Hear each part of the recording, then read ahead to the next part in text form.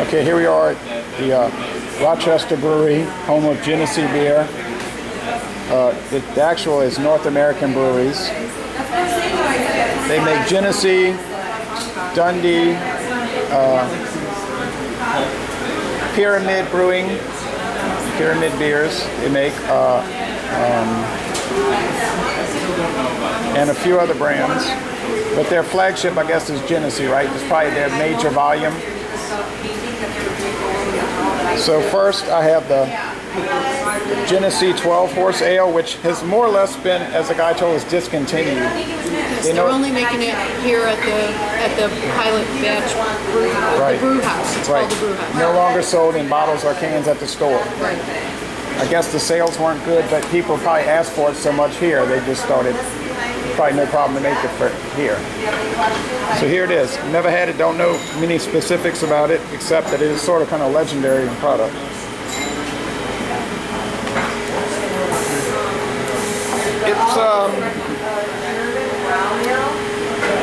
It's a little in the range of the Valentine and the one you didn't like, the Lord Chesterfield. I think it's better, right? I think it's light, crisp, and tender.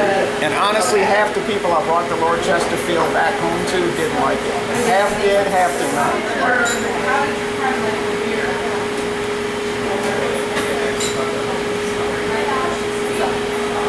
It's a very neutral, if you would call it, aroma and taste. If you're looking for super bold flavor and aroma, this is not where it'll look.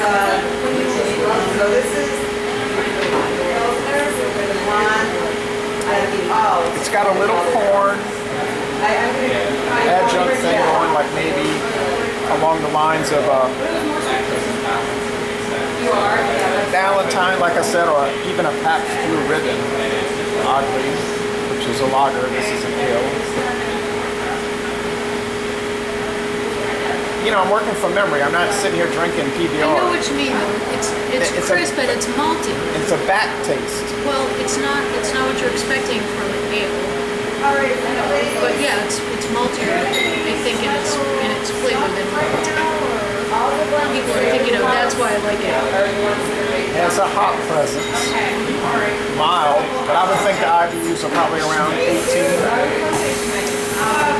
Yeah, it's very low IBUs. The hops are low hop presence, both on the nose and on the palate. And the finish is crisp and refreshing. And bubbly. Delightful bubbly. So it's an ale that has many lager characteristics. Yeah. But it probably is a little fruitier and sweeter than your lager, fruitier. Yeah, that's very succinct, exactly. It drinks very similar. Now the next one I'm going to is one you don't have. Okay. And this is the Genesee Cream Ale. Oh, this is the one you need to try. My favorite. I have had it. They did sell it in Louisiana for about 6 months. It did not succeed, but it was very neglected. The brewer did nothing to promote it.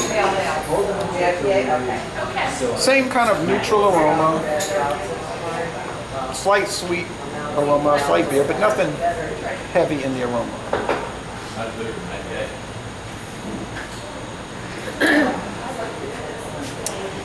Same thing, mild hop note, probably around 18 IBU as well.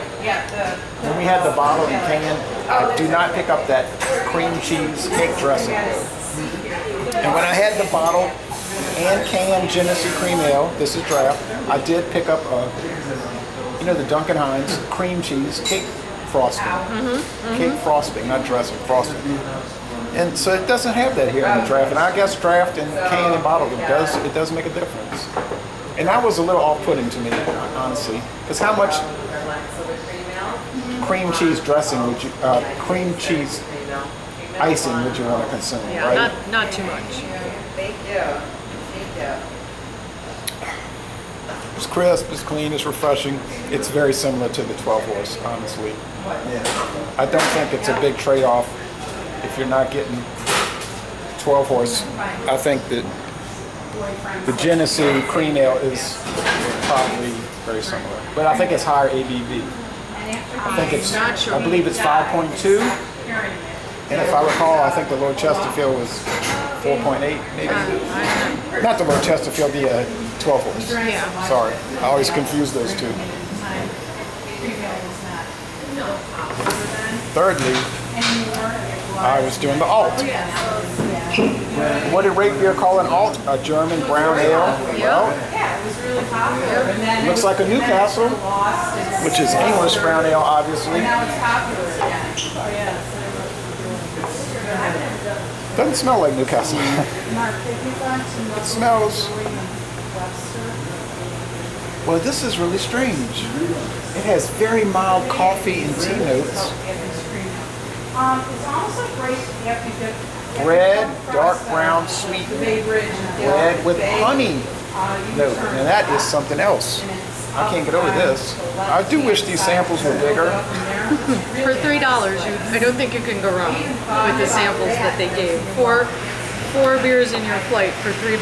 Unless you go to FX Mat and they just go berserk and start giving you pint glasses of beer, right? Which is what they gave. And then you win trivia contests and get even more. And then the guy pours the wrong beer and says, "I keep it. I'll give you another one," right? Yeah. Much heavier body from the alt. It's earthy.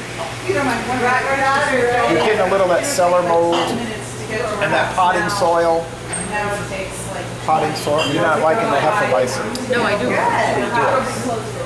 Look at the lacing. That has absolutely the freshest hops in any wheat beer I've ever tasted. But I'm going to wait for you to finish, and then I am going to say something. So the alt is a dynamite, but it's earthy. The people that are not into drinking the potting soil, they're going to be not liking it. It's like loamy, you know? It's like, oh, this came out the compost. Not in an extreme way, but in, you know, if you're used to clean, this is not going to put its wonderful hop notes. Now, the last one is the Genesee Brewhouse IPA. Look at that lacing.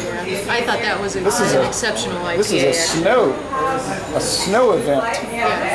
What was my second one? The second one's the blonde. Those hops. The Centennial hops? Yeah. Yeah. Oh, that was pretty well. He brought you some growlers when he visited. I don't love the pine apple. A lot of the hops have that pineapple. I prefer the grapefruit and the pine cone, but it's, you know. Yeah, I heard that. I didn't know. Yeah, this is the kind of IPAs I'm not in love with. They're too much like the pine.